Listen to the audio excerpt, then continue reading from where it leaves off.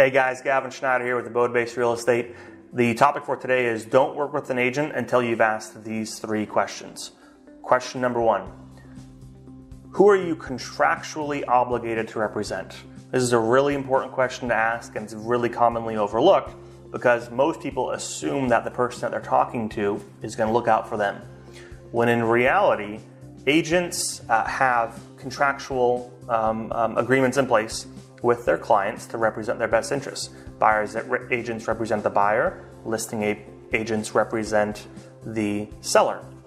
Now, it's really common that buyers will reach out to a listing agent directly by calling a sign or calling an ad online or something like that, and they'll start negotiating with the listing agent, and the listing agent will be giving them advice on how to craft an offer and how long it should take to close and those kind of things.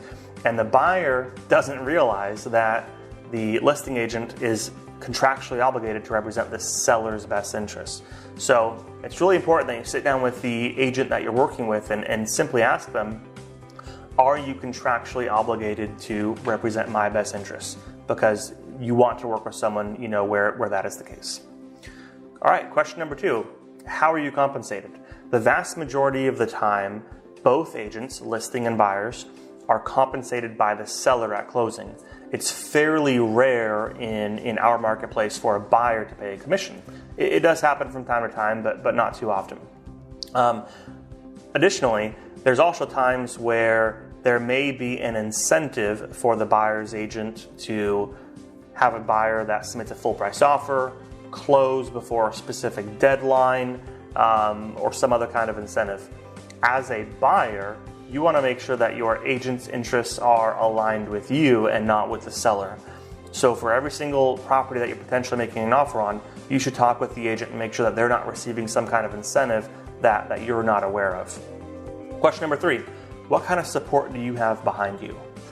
The vast majority of agents are independent contractors, they're sole proprietors, and they're doing everything themselves. They're working with buyers and sellers, they're doing marketing, websites, they're handling the transactions, talking with lenders, appraisers, etc. They're spread really thin.